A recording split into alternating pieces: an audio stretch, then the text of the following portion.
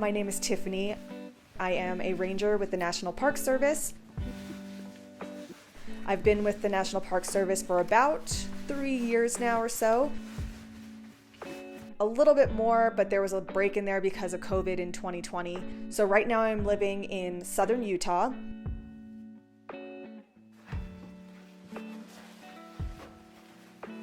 As you can probably tell, I am not in the van right now.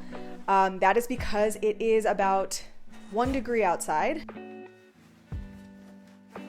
And my van is just not made for winter living. So I am in this cute historic cabin. It was built in the 1930s, and I'll be here until the end of April.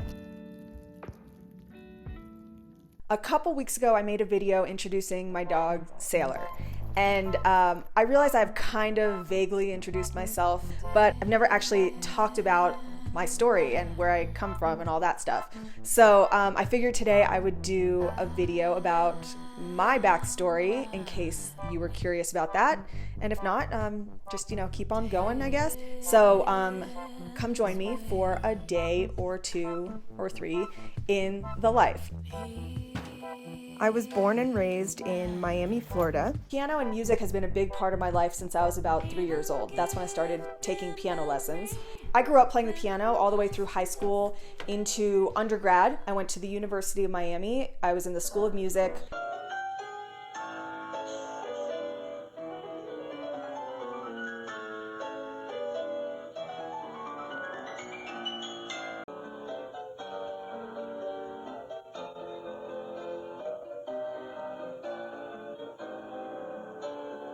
My major was music business and entertainment industries.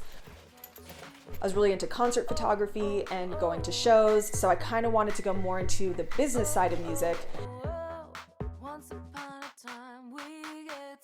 I played piano and did backing vocals in a few different bands.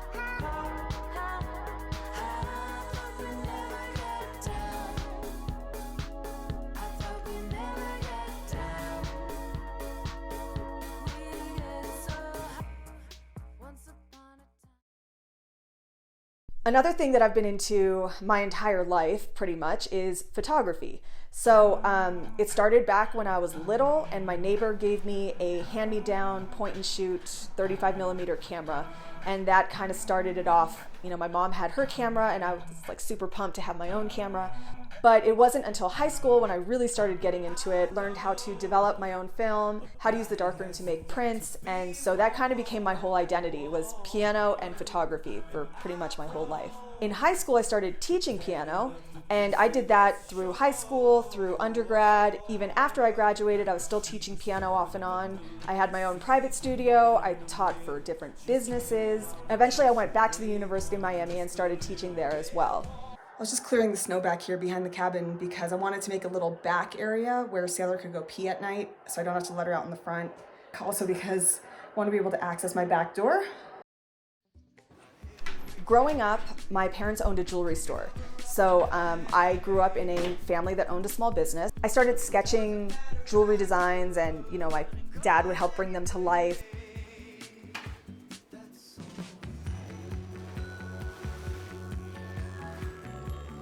And eventually he started teaching me silversmithing. So I started to learn how to make jewelry myself. So that is when Heist was born. Heist was a jewelry company that I started. Made a lot of personalized things, like Scrabble piece necklaces with people's initials. Those sold like crazy.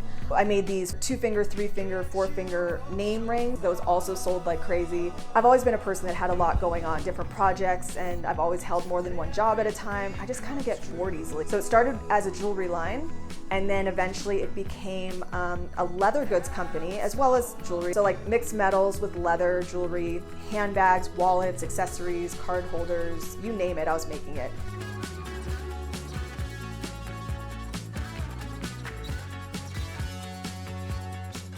So I would work in the morning in my studio designing the items, making the items, shooting photos, editing photos, updating the website, looking at analytics, trying to figure out how to get that stupid algorithm on social media to work so that people could discover me and buy my goods, because that is how I made a living. And everything else that goes along with owning your own business, which there is so much behind the scenes. And then in the afternoons, when the kids got out of school, I would go and teach them piano. I was working myself to the bone, and I still was just scraping by.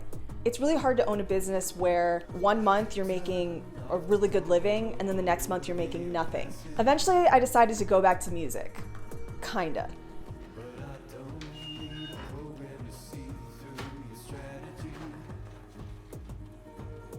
I wanted to go to law school so I could focus on copyright law. I know that sounds like a weird step, but if you remember, I was a music business undergrad major, and this is kind of the next logical step in that progression.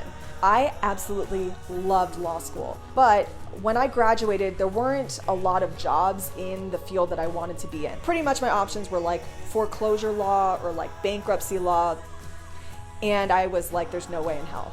So I started doing some legal temp work for a while. And as much as I loved law school, that kind of rigid office experience, like going to an office every single day and just sitting at a desk and pushing papers, just did not work for me.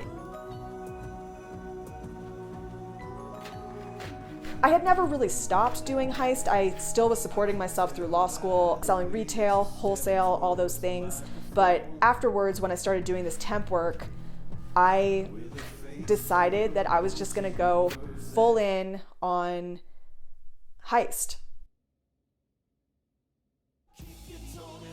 I was constantly traveling to different trade shows and craft fairs and things like that. I was doing pretty well, but even though I was featured in a bunch of publications, I was featured on Forbes, I still was scraping by, and I just got to the point where I couldn't do it anymore. The constant battle of trying to persuade people to give you a second look. It felt like everybody and their mother had their own small business, let alone a jewelry business. Like everyone had that. Eventually, in 2019, I hit a wall and I quit. And with that went my entire identity. It feels like that would not have been as hard a decision as it was. I felt like there was nothing else in the world that I wanted to do.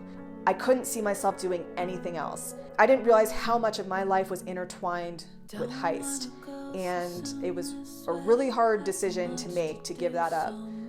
But somehow I found this other thing that really interested me.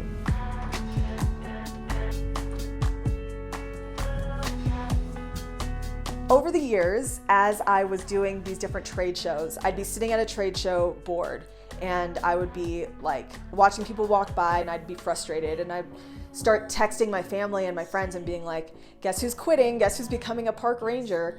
And it was this funny thing, like, haha. And then I started looking into it a little bit more, and it turns out I was actually kind of overqualified in a lot of ways to be a park ranger. So I decided to start volunteering. The closest national park to where I lived was the Everglades, and I started volunteering there once a week on Sundays, in between teaching piano during the week. And I just wanted to try it and see if it was just this weird idea I had come up with. I just wanted to know what the deal was before I kind of went in this new direction. And on my first day, I met the rangers that I was going to be working with, and I loved them. It was like an instant connection, like these were my people. And I'm not saying being a park ranger is a dream job. In a lot of ways it is, and in a lot of ways it's work. No job is perfect, but I knew right away that this was for me. Eventually I got my first position at Yosemite National Park. That park was what made me start volunteering to see if this was something I really wanted to do. So I scored that dream position, and then they revoked the offers of half of the staff because of COVID. Of course, this was the season, summer 2020. It's still such a bummer, but it is what it is. We were in quarantine, if you recall. Everyone started their new hobbies. Some people were baking bread or what have you. So I challenged myself to learn how to shoot and edit video. I was just going out to the Everglades once a week or some other place where other people were not. And Sailor and I would go out. I would shoot video of her of being outside, and then come back and practice editing it. And then I would go and put it on YouTube. I started this YouTube channel. My plan was to travel in the summer of 2020, just car camp, so I wouldn't, have to deal with people. I wouldn't be around people, but I wanted to challenge myself to make videos documenting the Forerunner build and then also the travels in the Forerunner.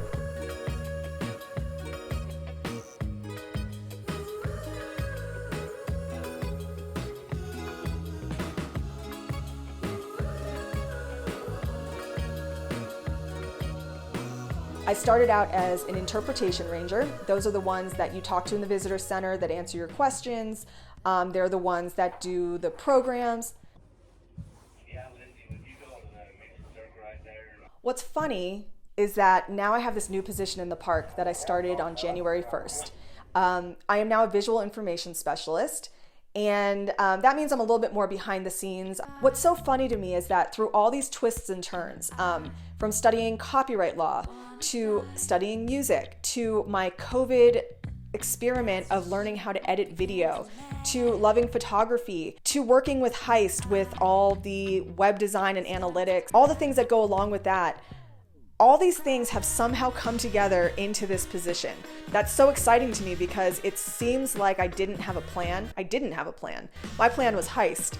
And somehow, by learning all these different things and doing all these different projects, these were all things that I could put on my resume that directly related to my new position.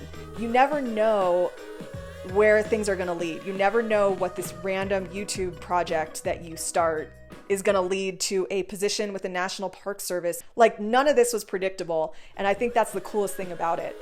I hope that helps kind of answer your questions about who the hell am I anyway. That's my story. It's weird. There's a lot of twists and turns, but it led me to where I am. Thanks for watching. If you feel like subscribing, cool, you should do that.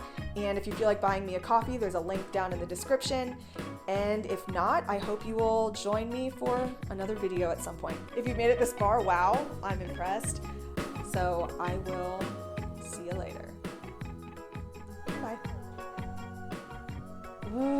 I am so awkward.